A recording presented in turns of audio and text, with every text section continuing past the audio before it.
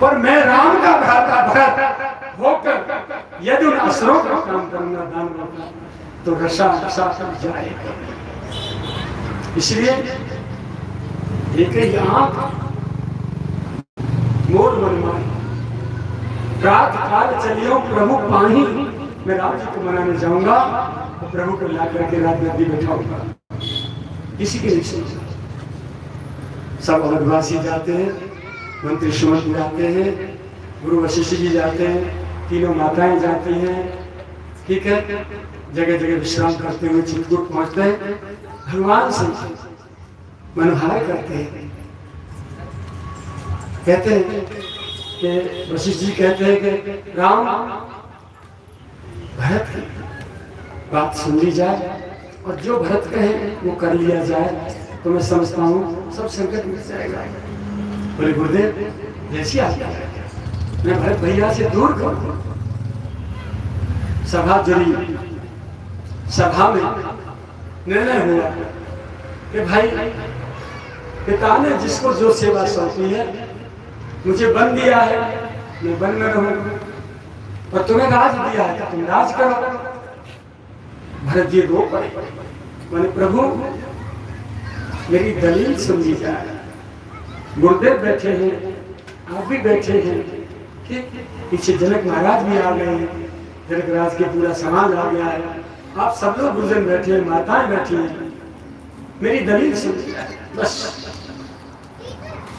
मेरे से पहले भरत जी बोले, मेरे से पहले जितने भी राजाओं को अयोध्या के राज सिंहासन पर राज तलक किया गया था, क्या मेरी तरह किया गया था कि राजा वहां उपस्थित न हो, उसके राजा बनाने की घोषणा कर दी जाए कि वो राजा है? कि नहीं, तो राजा को प्रत्यक्ष करके पे बैठा के तो अभिषेक किया गया विधि विधान से, तब राज तलक हुआ। और मैं कहाँ था? मैं तो ननिहाल में था जब मेरे राज की घोषणा हो रही है। और मैं कैसे मानूं जब पिताजी ने अपने मुझसे कहा होगी। माँ तो सौतेलिया गाह से जल रही थी, उसने वरदान मांगे और महाराज ने हाँ नहीं कही है कि मैं तुम्हें तथास्तु को वरदान देता हूँ। कहीं उल्लेख नहीं कि दशरथ जी ने ये कहा कि आराम तुम मन हो जाओ, नहीं। केकी से कहते केकी तुम ऐसा मत मानो, दो वरदान थे तुम्हारे, केकी तुम ऐसा मत मानो, वरदान ऐसा मत करो, ऐसा कर लो, ऐसा कर लो। और ये नहीं कहा कि मैंने तुम्हें वरदान दिए। फिर वनवास को आप क्यों आए? जब पिताजी ने आज्ञा नहीं दी तो माता केकी तो आपकी सौतेली मां, आप वन को क्यों आए बात छोड़ के? फिर ये कौन सा राज तिलक? आपके राज तिलक की घोषणा की और हम दोनों भाई क्या आपका राज तिलक देखने के अधिकारी नहीं थे? घर का उत्सव हो, बड़े भाई के राज तिलक का या विवाह शादी का, और छोटे भैया मेरे हाथ में बैठे हो। यदि मुझे बुला लिया गया होता तो मेरी माता की इतनी हिम्मत नहीं होती कि वो आपको वनवास भिजवा सके। मैं देखता मेरे जीते जी, मेरे रहते, मेरी उपस्थिति में मेरे ठाकुर को कौन कौन भेजता। फिर तीसरी दलील भरत जी ने कही, चलो ठीक है मैंने मान लिया। वरदान की क्रम क्या है? वरदान का क्रम है, पहला वरदान भरत को राज, यही है ना? बोले हाँ। और दूसरे में राम को वनवास। अब मुझे ये बताइए, मुझे पिताजी ने या माता ने जब मुझे राजा घोषित कर दिया, मैं राजा हो गया। मुझे राजा होते ही महाराज के अधिकार समाप्त हो चुके थे, वो राजा नहीं थे। फिर उनको मेरे ठाकुर राघव को वन भेजने का अधिकार कहां था? फिर तो राजा का अधिकार था, मैं वन भेजता या नहीं भेजता। ये सब क्या तांडव है? इसका मतलब है कि मुझे राज नहीं दिया गया, खाली एक औपचारिकता की गई थी। और आपने भी मुझे बुलाना उचित नहीं समझा। 1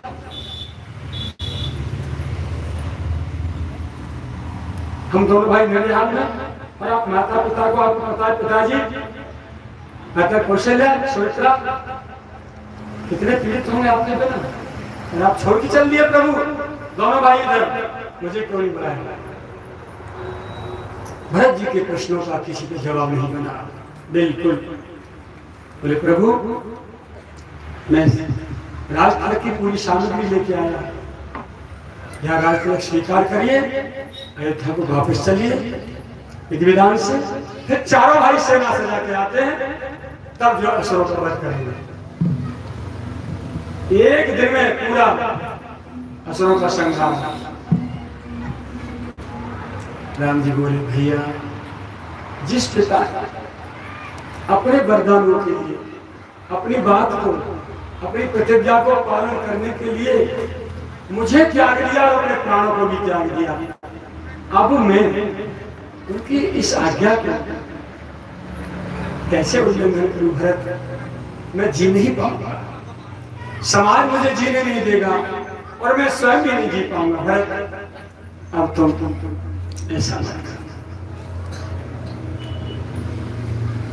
देवता इकट्ठे होके आए, देव गुरु से कहा, सरस्वती जी को बुलाया, बोले संभालो ये बात बिगड़ी। भरत जी की आज्ञा मान के, आदेश मान के, आप प्रार्थना मान के भगवान लौट जाए तो असुरों का वध नहीं होगा। देवगुरु ने कहा चिंता मत करो, तब किसी तीन राम रुख जानी, अब कुचाल कर हुई हानि। वनवास तो राम जी का कराया था, सरस्वती द्वारा मंत्रा की बुद्धि फेर के, वो राम जी की इच्छा पे था। अब ये तो भरत जी से तुमने राम जी को दूर करने की कोशिश की ना। सुन सुरेश रघुनाथ स्वभाव, निज अपराध रसायन काऊ, जो अपराध भगत कर करई, राम रोष पावक सब जरई। इसलिए ध्यान रखना ये संभव नहीं। आप जो है भरत जी के सामने जाओ, मन ही मन जी से प्रार्थना करो, आंशिक रूप से तो सारे काम बन जाए। भरत है जान राम परेशानी, राम जी की परेशानी है भरत जी, तुम्हारा मंगल नहीं हो सकता।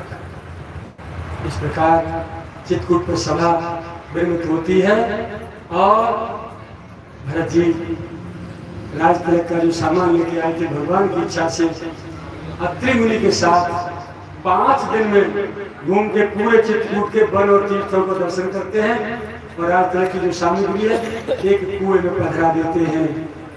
सभी तीर्थों का जल वो आज भरतकूप के नाम से वहां स्थित है। भरतकूप अब कहीं लोग बहुत आनंद, कितना सुंदर निर्मल जल है, लोग स्नान करते हैं, स्नान करते ही जलपान करते ही उनके सबसे विकार नष्ट हो जाते हैं। इस प्रकार भरत जी जनक जी लौटते हैं, साथ में भरत जी अयोध्या के सारे समाज के साथ प्रभु को चित्रकूट छोड़ के उनकी आज्ञा मान करके अयोध्या में आते हैं। प्रभु की चरण पादुका सिंहासन पर पधरा के आप नंदीग्राम में मैखट कुछ साथी समारी धरती में गड्ढा करके सोचे। माता को पता चली बेटा धरती में गड्ढा क्यों किया, धरती पे क्यों नहीं सोए? माता मैं सेवक हूँ, मेरे स्वामी जब वन में धरती पे सो रहे हैं तो सेवक को बराबरी पर नहीं सोना चाहिए, सेवक को बराबरी पर नहीं बैठना चाहिए, इसलिए गड्ढा खोद के मैं गड्ढे में रहूंगा। मैखन कुछ साथी सवारी, घास फूस की चटाई बिछा के उसकी झोपड़ी में भरत जी ने कुछ 14 वर्ष बिताए हैं। नित्य पूजत प्रभु कामरी प्रीत हृदय समाज, मांग मांग आयुष करत राजकाज बहुभाग। भगवान की चरण पादुकाओं को ही सीताराम जी की मूर्ति मान के रोज प्रणाम करके पूजन करते थे और आज्ञा मांगते थे। अब आप आज्ञा दीजिए, मैं आपकी सेवा, आपकी प्रजा की सेवा कर लूँ, राजकाज को देख आऊँ, ऐसा मान के प्रणाम करके जाते थे। पूरे नगर भ्रमण करके राजकाज व्यवस्था देखते थे, प्रणाम करके फिर शाम को नंदग्राम चले जाते थे। इस प्रकार उधर भगवान चित्रकूट छोड़ते हैं, यहाँ भरत जी 14 वर्ष तक इस प्रकार नदी से रह रहे हैं।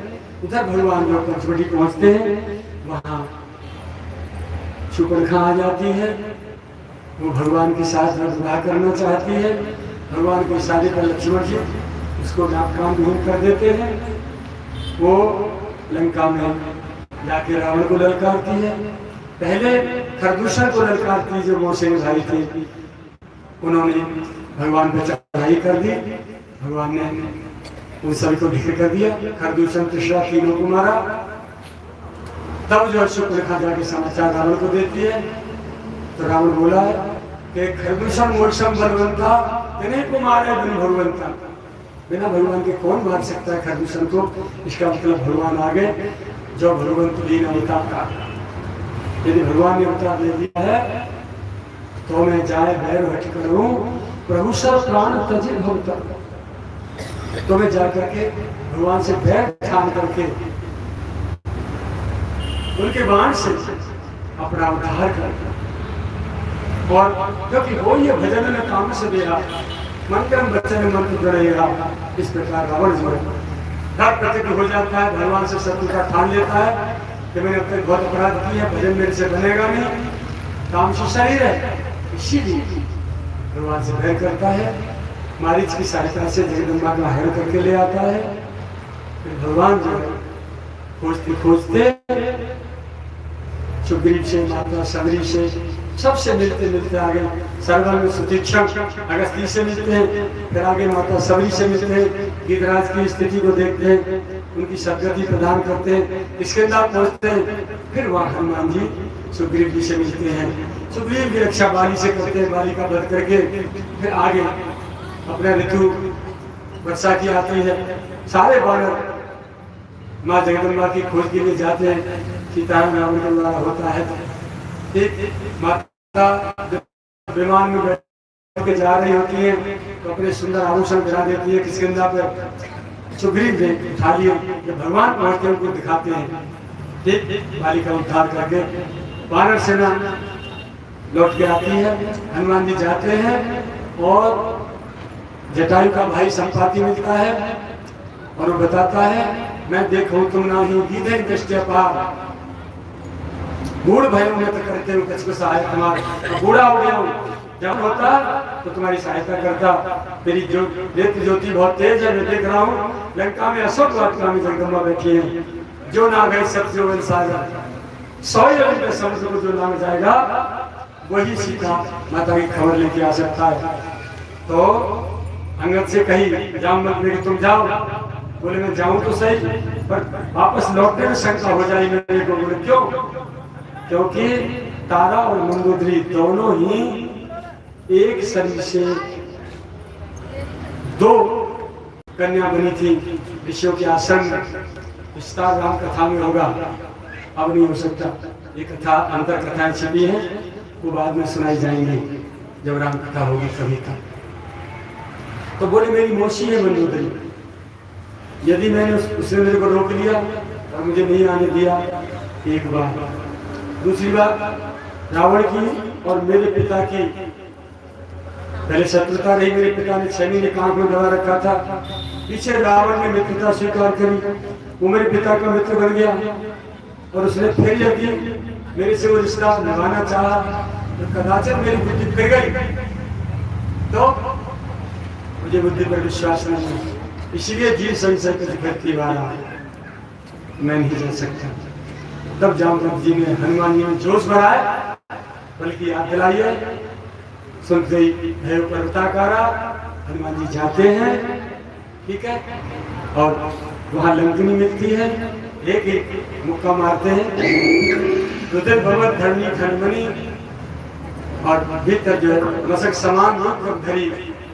कोई विद्वान कहते हैं मच्छर के जैसे बने, कोई कहते हैं शंकरा के समान जंगली जो बिलाल होता है ऐसा रूप भगवान ने मुद्री दी थी, इसको मुंह दबाए गए हैं। विभीषण जी से मुलाकात होती है, उनकी सहायता से जगदम्बा का दर्शन होता है। अशोक वाटिका में रावण आता है, माता को प्रताड़ित करता है। सारी की सारी लीला हनुमान जी अशोक वृक्ष के पत्तों में छिपके देख रहे होते हैं। रावण हटता है, मुद्री डाल देते हैं। मुद्री को देख के माँ प्रसन्न भी होती है, आज सचकती होती है, फिर शंका भी करती है। माया कैसे रचनी जाई, फिर पता भी नहीं चलता रावण है ये माया भी असुर है, पता नहीं। विश्वास कैसे करूं? भैया जिसने मुद्री डाली है प्रकट हो जाओ। हनुमान जी राम कथा सुना रहे थे, पत्तियों में प्रकट होके कहा, नाम दूत में मातु जानकी, सत्य शपथ करुणा निधान की, ये मुद्रिका मातु में आनी, दीन नाम तुम कर सही जानी। तो तुमको जो है तुम्हारी सहयोगी थी, ठीक है, ये दिव्य बसर भूषण ठहराए, जे नित्य नूतन अमर सुहाए, माता अनुसुईया ने माता सीता को ये दिव्य आभूषण पहनाए थे। वो मुद्री थी, वही वस्त्र थे जो कभी मैले नहीं होते थे, इन्हें धोने की जरूरत नहीं थी। जगदम्बा जी पहने बैठी थी। हनुमान जी माता से मिलते हैं, राम जी का समाचार देते हैं, लंका दहन करते हैं, माँ को प्रणाम करके माँ का समाचार लेके माता की चूड़ामणि लेके ऊपर जूड़ा में जो मणि लगाई जाती थी, या तुम बक्कल कहे तो चक्कर कहे तो का कछू और लगाए, लाली लगा मैंने बारह में कहा लगा, कछू रहे हो जो कछू है हमने ना लगाया बात हम तो होते। हाँ ऐसे गुट करके बांध दिए दूरी पड़े बक्कल बक्कल चक्कर और मेले यहाँ के कौन ढूंढते हो। तो चूड़ामणि लेके बोले प्रमाण स्वरूप में आपकी खबर लेने आया हूँ, मुझे आप मिल चुकिए। जैसे उनकी अंगूठी में आपको दी ऐसे इधर से आपने देना दी। तो पहचान के लिए चूड़ामणि हनुमान जी पकड़ते हैं, लंका दहन करके पूरा जाते माँ की आज्ञा लेकर के, बानर से सब समाचार ताके तो कंदूर पर खाते हैं सुग्रीव के बाग में, भगवान के पास जाके समाचार देते हैं।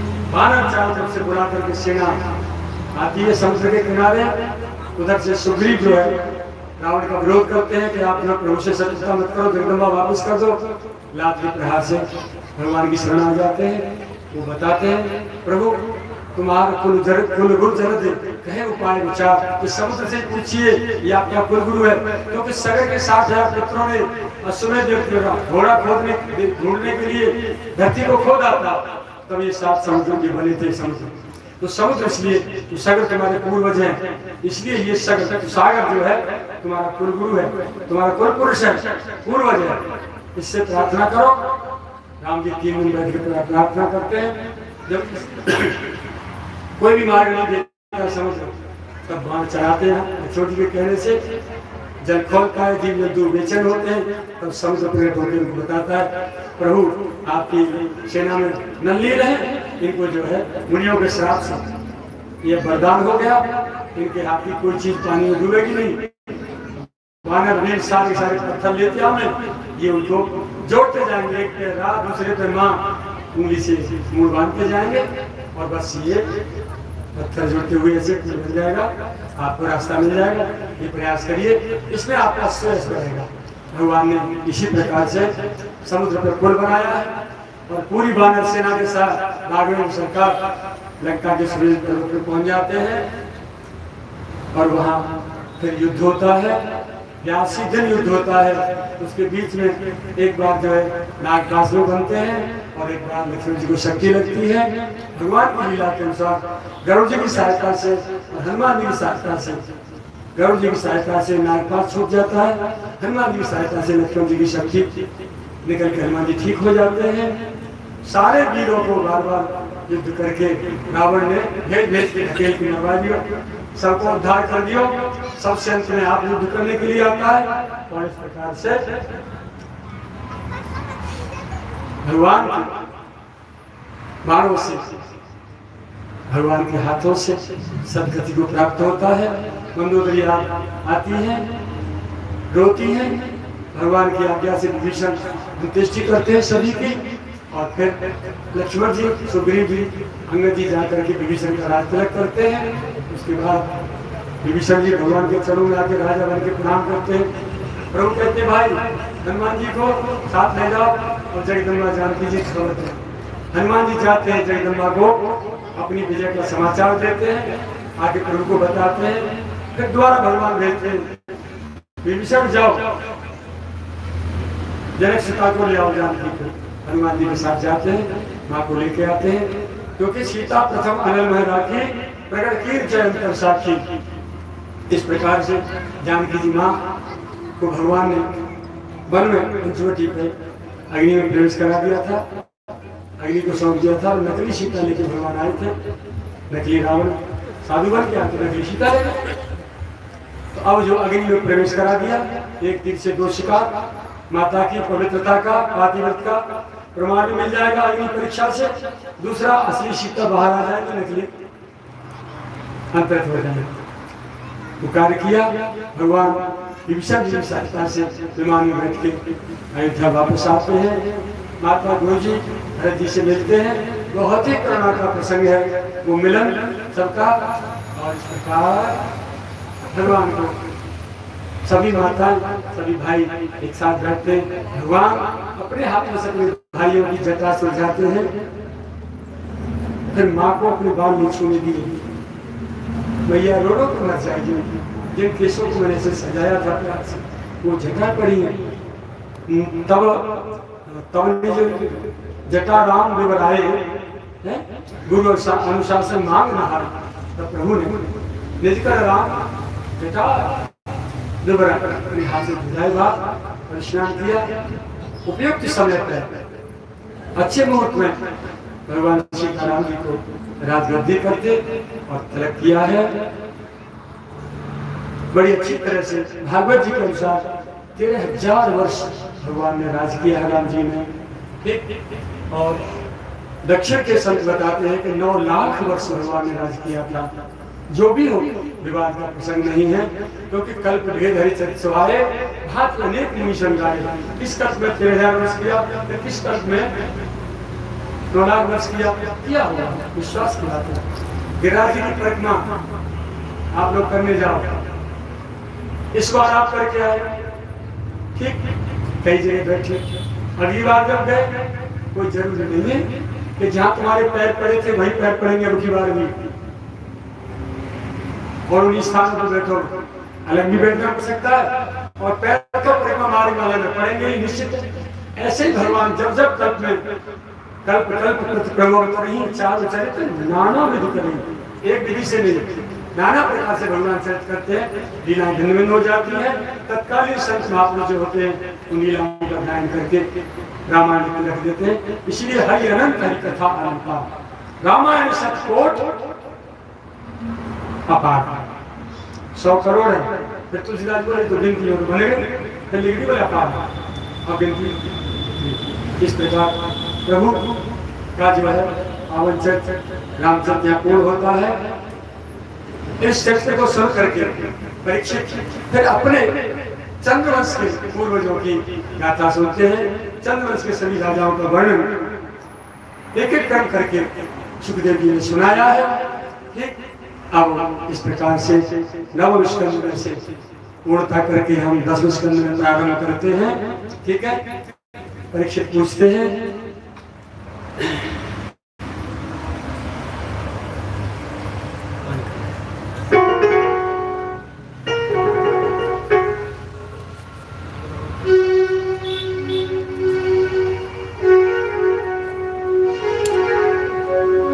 कथितो वंश विस्तारो भवता सो सूर्यो राज्यां चौहे वर्षाणां चलितं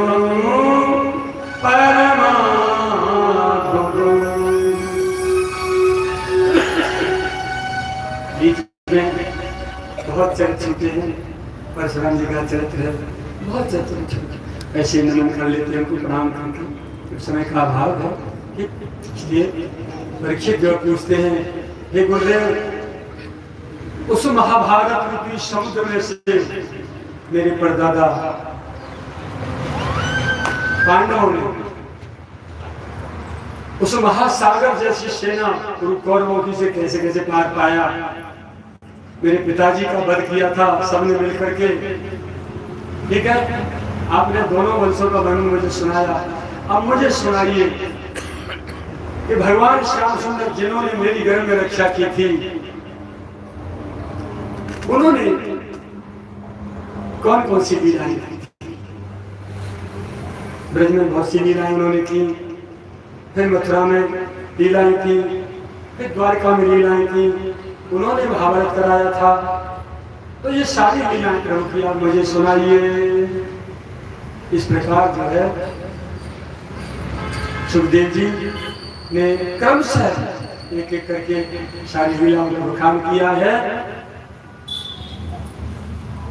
और फिर जो है भगवान के प्राकट्य की यानी कथा सुखदेव जी ने वर्णन की है।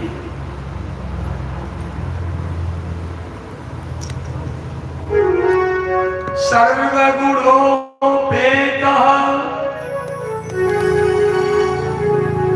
अथ सर्वगुणोपेतः कालः परमशोभनः।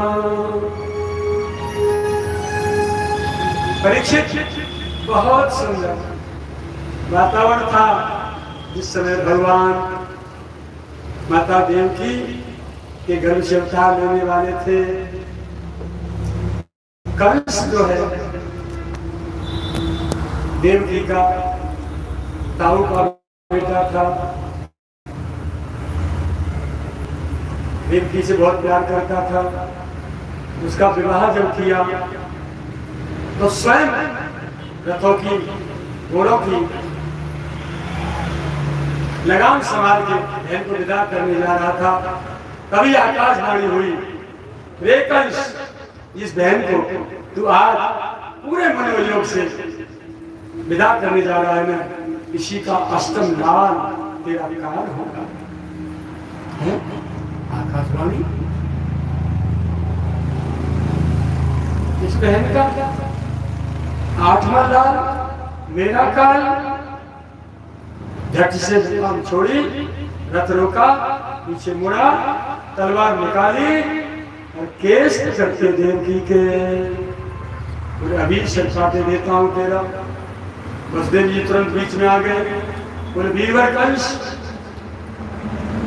अच्छा नारी पर हथियार उठाना और वो भी तुम्हारी लाडली बहन है, ये वीर को शोभा नहीं देता। और फिर मैं उसका पति हूं, जीते जी आपको मेरे से युद्ध करना होगा। मुझे परास्त करके आप देवकी का वध कर सकते हैं, ये संभव है। बोले कुछ नहीं, मैं आपको बता देता हूं, आपको चिंता करने की जरूरत नहीं है। आप हम दोनों को कारागार में डाल दीजिए, बच्चे होते जाएंगे, हम आपको सौंपते जाएंगे, आपकी इच्छा। किसी को छोड़ना या मार हम सौंपते जाएंगे। बोले हाँ ये ठीक है। मृत्यु जैसे टाली जा, बुद्धिमानी से उसको टाल देना चाहिए। तो वसुदेव जी ने ये कलाकारी करी और दोनों बात करी। वहीं आके कंस जो कारागार में डाल देता है। एक एक करके पुत्र होते हैं। कीर्तिमंतम प्रथम जम कंसाय यानी अर्भयामास पिच्छेण सौ मुक्तमान। पहला पुत्र हुआ, उसका नामकरण हुआ कीर्तिमंत। वसुदेव जी लेके चल दिए। देवकी रोई, 8वें की बात है ना, पहले की थोड़ी। आप इसे कहा नहीं ला रहे मेरे शिष्य कुमार लाल।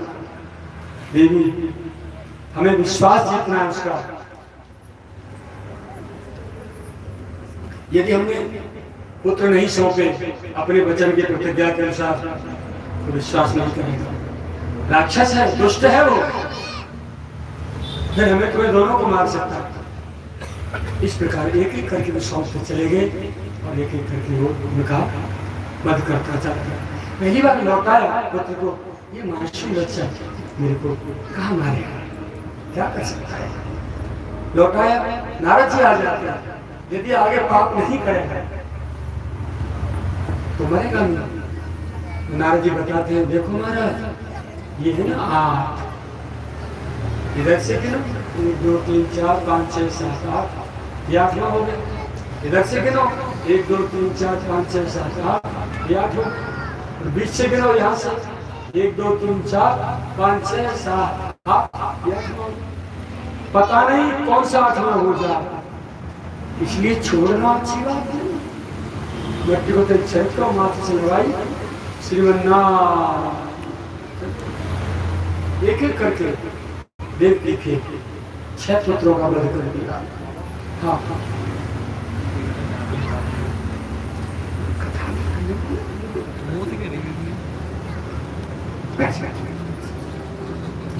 जहाँ की खूब जोड़ते निकाला, एक नहीं सबरी मैयर के छोटे छोटे लाला में कन्हैया बना रहा। हाँ चक यहाँ की होती निकाल, कोई परेशानी थोड़ी। मनुष्य सी और लाला छोटे पड़ रहे हैं तो वो ये दिल्ली में ठोक रहा है। ऐसा मैंने से लाला बना बेला सबरी विषय में काट दूँ तुमको तो समझ कैसे अंगा अंगा नहीं पंगा ही पंगा है ना, कैसे छोटा सा। हाँ झट गिरा दूंगी मैं, कूद के भाई जाऊंगा। मैया कह रही है तो देंगे हम, मैं कोई ऐसा छोड़ो नहीं मार मत जम करना ये जान लो। हाँ तो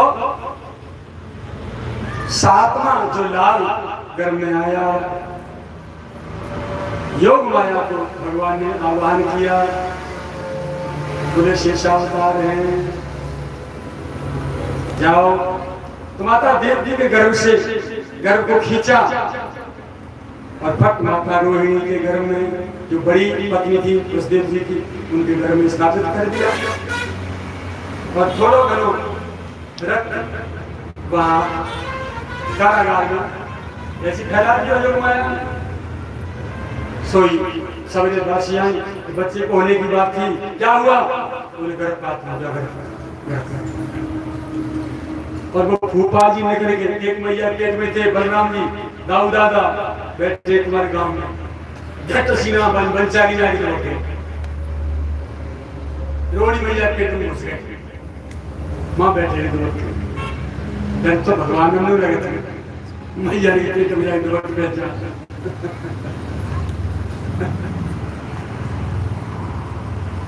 गोपी जब होली गाता है ना, अब कहाँ जाए छिपे जननी के, वो दो बापन बारे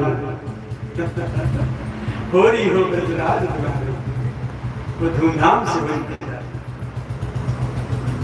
तो सातवें पुत्र को घर में लेकर के माता रोहिणी गोकुल चली गई।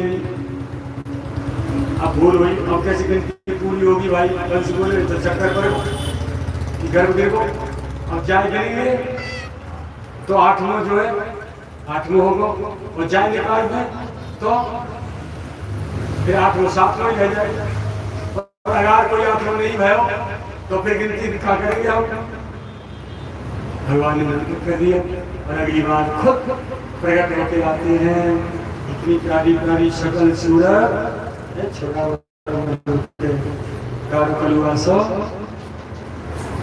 झट चतुर्भुज रूप में शंख चक्र गदा पद्म लेके और मैया के पास मधुर मधुर मैया सो रही नींद में, घर में हवा भरना की है। और बदमाश तो घर में कहीं जाने लगे, घर में तो ढकेले वो हमें और तुम खुद थोड़ी जाएगा। चतुर्भुज रूप में माँ देख रही नेत्र बंद करके, प्रकाश में भव्य प्रकाश भगवान खड़े दिखाई दे रहे हैं और कह रहे माँ मैं आ गया, अब तुम्हारे सारे कष्ट दूर हो गए, चिंता मत करो। और देखो मुझे तुम जल्दी फटाफट, और वहां मेरी योग माया प्रकट हो गई है नंद रानी के यहाँ, वहां पहुंचा के तुम मुझे और उस कन्या को ले आने, पिताश्री को भेजो जल्दी। झट देवती की आंख खुली, देखा माँ की आंख खुली, देखा तो छोटा सा लाल बगल में, पैर पीट लो, अंगयंगा कर लो। बोले नंगा तू कब आया? अंगयंगा कर लिया।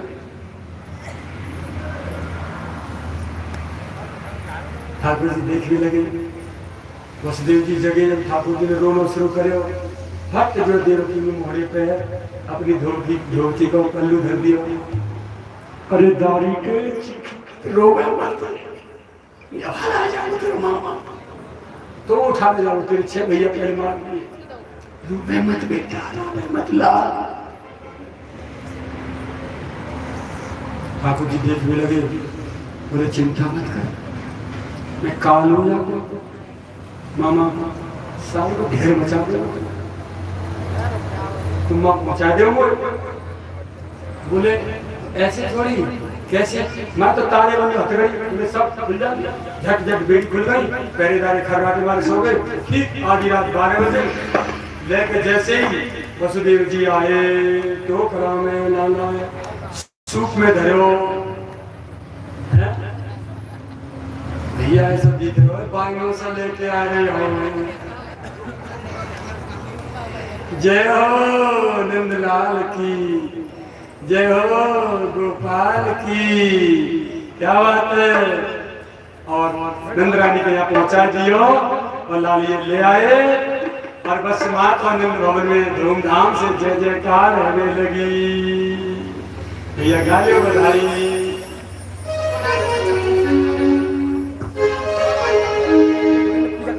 बोले कृष्ण कन्हैया लाल की जय। परिचित जी महाराज पूजा करने में आ जाओ। परिचित जी महाराज सभी भक्त बारी बारी से करते रहेंगे। बस पैर सीधे तरफ लोग कोई नहीं लगाएगा, ठीक है भैया।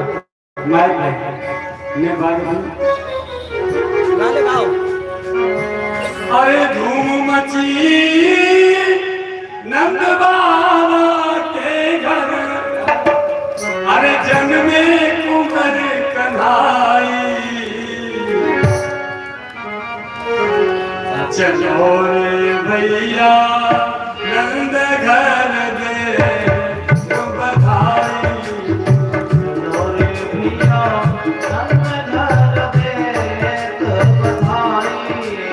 चलो रे भैया नंद घर दे बधाई।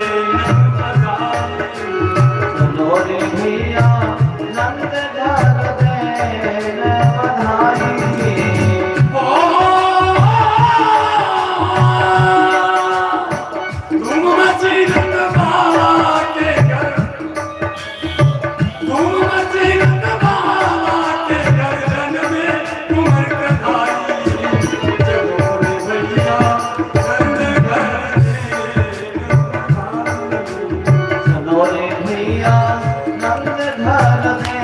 दे बधाई।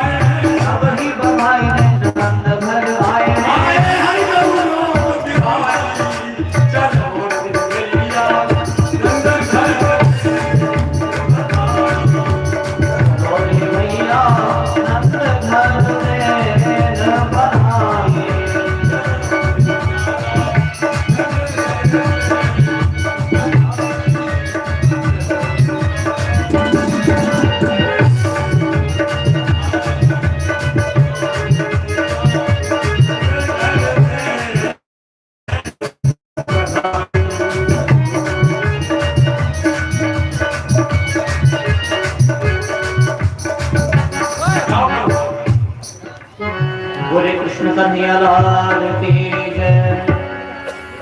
एक एक अचंभो सुनो सजनी, सुन के मन में झकझोरा भयो।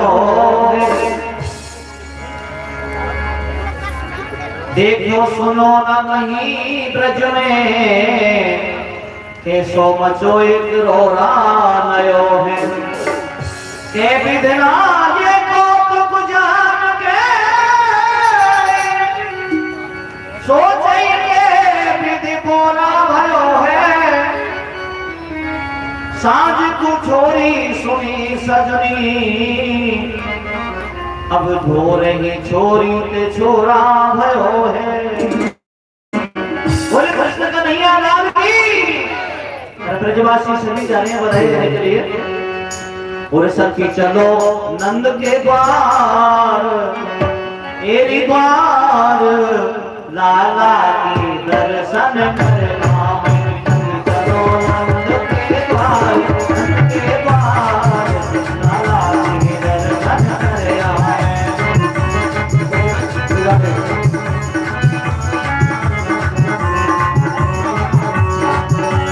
चलो नंद के द्वार, नंद के द्वार राधा के दर्शन कर आवे।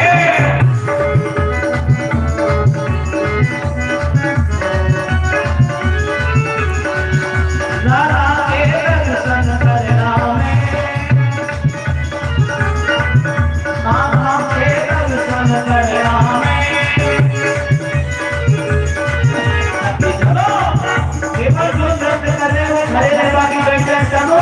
भैया अभी रुक जाओ, धर्मवीर अभी रुक जाओ, बाद में बताई। चलो नंद के द्वार, नंद के द्वार राधा के दर्शन नहीं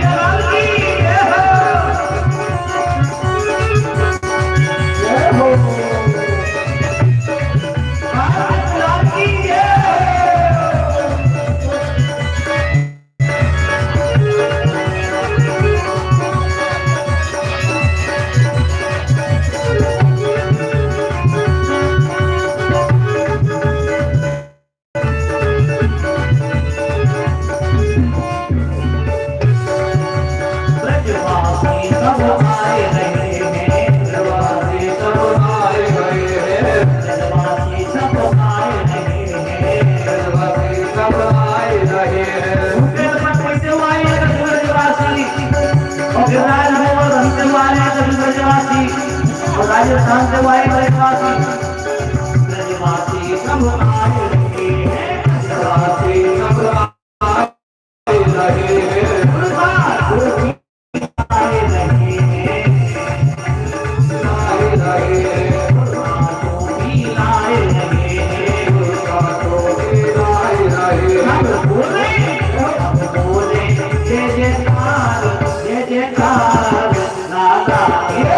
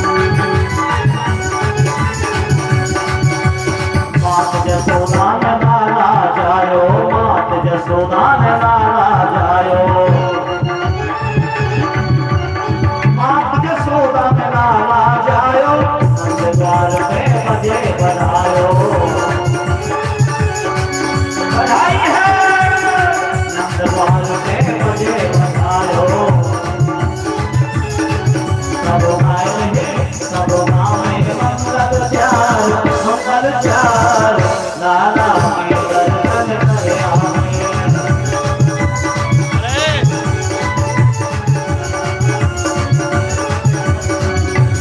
जग सके भगवान कृष्ण सब नर सके भगवान कृष्ण जग सके भगवान कृष्ण सब नर सके भगवान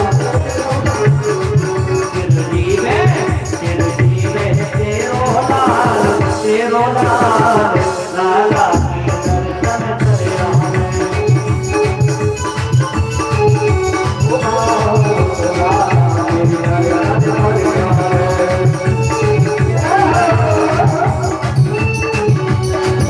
बोले कन्हैया की आज बर्फी सी ब्रजनार बनी। ब्रज में केशवानंद आ रहा है, अपना पूरा श्रृंगार कर रहे हैं ब्रज गोपी सभी। बर्फी सी ब्रजनार बनी, गुंजिया से गीत और गूंजा से ग्वाला। पेड़ा से प्यार बड़े बलदेव जी, गाँव दादा बैठे हैं जो आपके गांव में। पेड़ा से प्यार बड़े बलदेव जी, रस खीर से रोहणी रूप रसाला। हे नमकीन यमन महीप, हे नमकीन रंग महीप, गोकुल गाँव है गरम मसाला। जायो जलेबी जसोदा रे, रबड़ी सी रात में लड़ुआ सो लाला। जायो जायो जसोदा जी ने लाल, जायो जायो रे जसोदा जी ने लाल, बधाई गाओ अंगना में।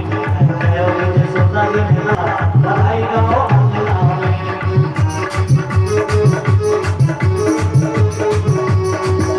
बधाई गाओ अंगना में जय हो, बधाई गाओ अंगना में जय हो, बधाई गाओ अंगना में जय हो, बधाई गाओ अंगना में जय हो। जायो जायो रे जसोदा जी ने लाल,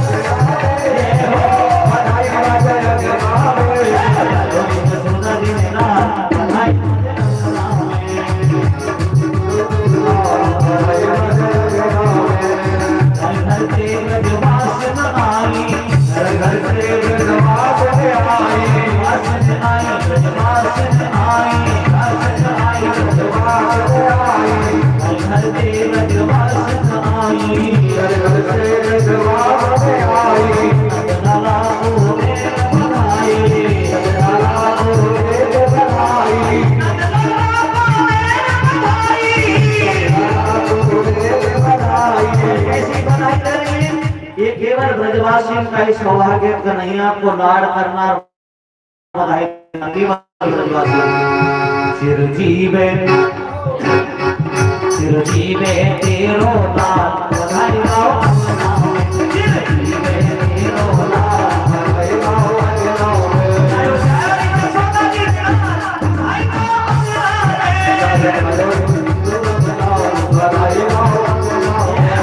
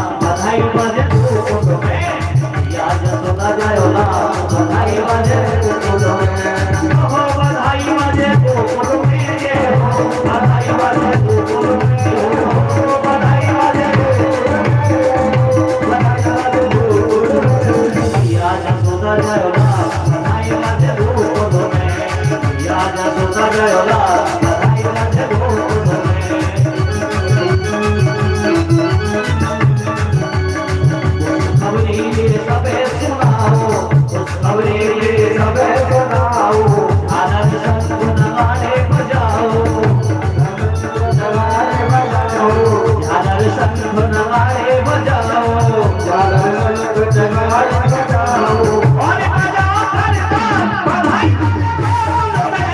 मैया बधाई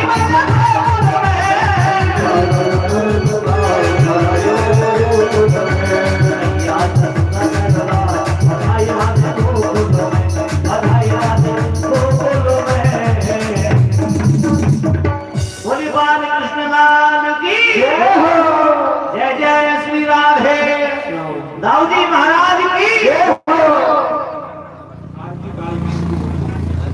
आरती बाल किसकी की जाए ये बधाई बधाई बधाई गा दे बच्चों ना भी तो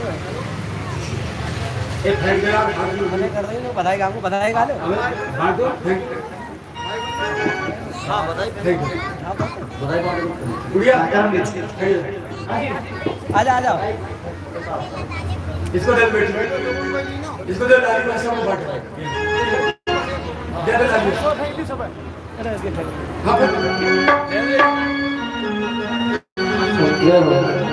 हे नंद के आनंद भय कन्हैया लाल की हो नंद के आनंद भय कन्हैया लाल की नंद के आनंद भयो जय कन्हैया लाल की हो नंद के आनंद भयो जय कन्हैया लाल की जय कन्हैया लाल की जय यशोदा लाल की जय कन्हैया लाल की जय यशोदा लाल की जय कन्हैया लाल की जय यशोदा लाल की जय कन्हैया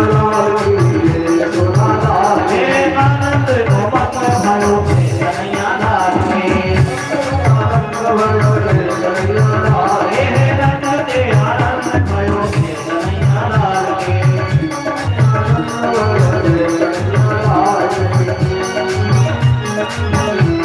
जय कन्हैया लाल की जय यशोदा लाल की जय यशोदा लाल की कन्हैया लाल की जय यशोदा लाल की कन्हैया लाल की नंद के आनंद भयो कन्हैया लाल की नंद के आनंद भयो कन्हैया लाल की नंद के आनंद भयो कन्हैया लाल की बोल बाल कृष्ण लाल की भैया इधर फेंक दो पीछे पीछे तक फेंक दो किसमें सबके थाली में रखना इधर फेंक दो ये बात खराब नहीं भैया आरती भैया परीक्षित जी महाराज आशीर्वाद सीताराम जी सीताराम जो सभी तीर्थ थोड़ा पीछे हट जाए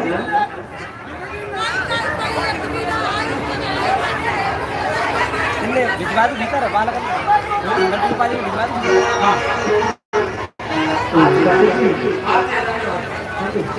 पीछे हटा दे भैया परीक्षित महाराज आरती ले लो आप सभी घर खड़े हैं अपने स्थान पर अपने अपने स्थान पर सभी घर पर हो गए आरती के लिए आरती करो बालक जी पहले हाँ फिर ठाकुर जी के सामने आप जाएंगे ओम गंधर्व मनसो जात गंधो हो जो जाय राय स्वत्रा द्वारि समनमगा दंडे राजाय तो